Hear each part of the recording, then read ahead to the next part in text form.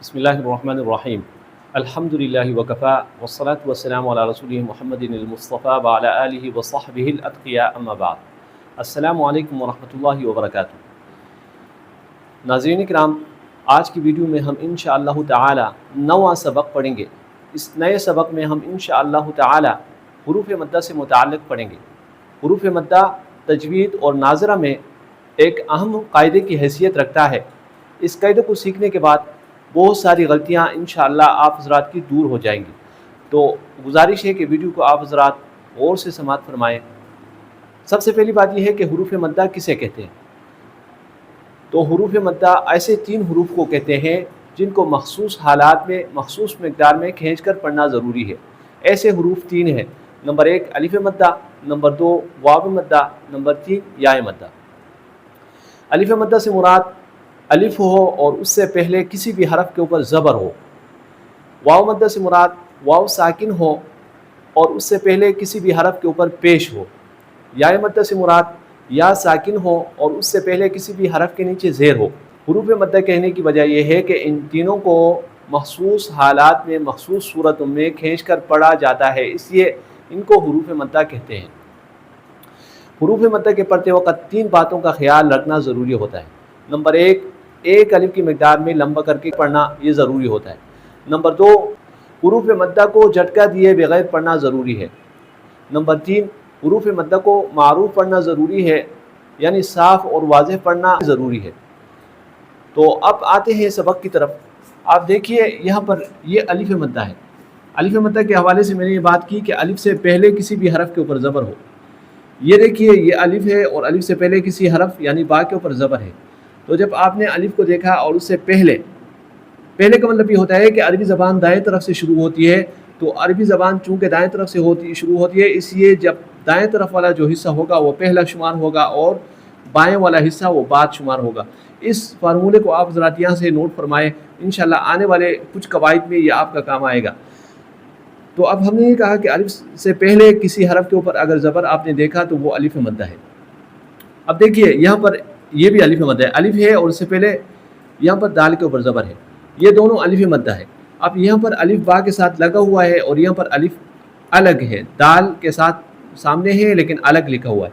اب کسی کے دماغ میں یہ بات آ سکتی ہے کہ گزشتہ سبق میں ہم نے ایک بات پڑھی تھی کہ الف اگر بغیر کسی حرکت کے آئے تو اس کو الف کہتے ہیں اور وہ سائلنٹ ہوتا ہے، اور پڑھنے میں لکھنے میں تو آتا ہے لیکن پڑھنے میں نہیں آتا۔ تو اب وہ قاعدہ جو ہے اپنی جگہ، لیکن یہاں پر چونکہ ایک دوسرا قاعدہ یہاں پر آپ کو پڑھایا گیا کہ جب الف ہو اور اس سے پہلے اس پر کسی حرف پر زبر ہو، تو جب اس مخصوص حالت میں جب آپ الف کو دیکھیں گے تو اس کو پڑھیں گے بھی اور لکھیں گے بھی۔ تو اب یہ اشکال یہاں سے ختم ہو گیا۔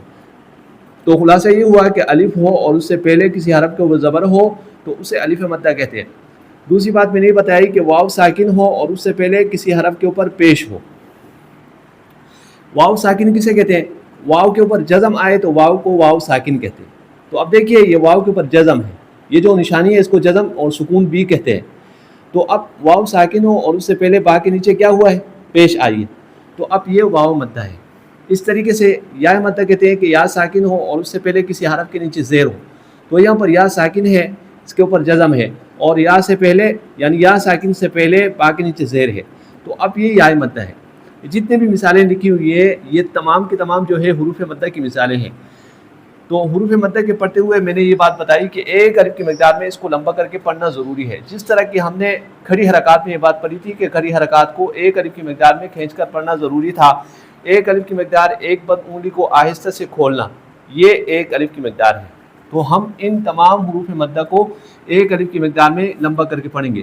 جیسے دیکھیے با الف زبر با، با واو پیش بو، با یا زید بی، با بو بی، تا الف زبر تا، تا واو پیش تو، تا یا زید تی، تا تو تی، تا الف زبر تا، تا واو پیش تو، تا یا زید تی، تا ثو ثی، جیم الف زبر جا، جیم واو پیش جو، جیم یا زیر جی، جا جو جی، حا الف زبر حا، حا واو پیش حو، حا یا زیر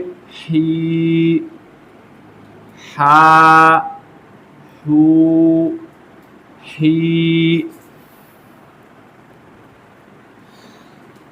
خا الف زبر خا، خا واو پیش خو، خا یا زیر خی، خا خو خی، دال الف زبر دا، دال واو پیش دو، دال یا زیر دی، دا دو دی، ذال الف زبر دا، ذال واو پیش ذو، ذال یا زیر ذی، ذا ذو ذی.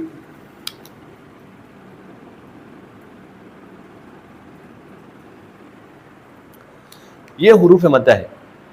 اسی طرح انشاءاللہ ان کو ہم یا تک اس طریقے سے پڑھیں گے، اور اگلی ویڈیو میں انشاءاللہ تعالی ہم اس کے ساتھ ساتھ حروف مدہ میں وقف کرنے کا طریقہ، حروف مدہ اور کھڑی حرکات میں فرق، اور ان دونوں کا ایک دوسرے کے ساتھ گہرا تعلق، ان تمام باتوں کی وضاحت آپ حضرات کے سامنے اگلی ویڈیو میں آئے گی. آپ حضرات سے درخواست ہے کہ آپ حضرات ان تمام باتوں کو غور سے سماعت فرمائیں. اگر ویڈیو اچھی لگے تو ثواب کی نیت سے اس کو شیئر بھی فرمائیں، اور ہمارے ساتھ ان تمام اسباق میں جڑے رہیں.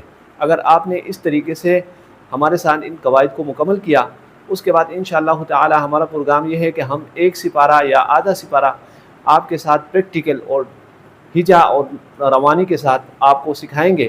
تو انشاءاللہ تعالی اس کے بعد آپ حضرات کو تجوید کے ساتھ قرآن پڑھنا آپ کے لیے آسان ہوگا.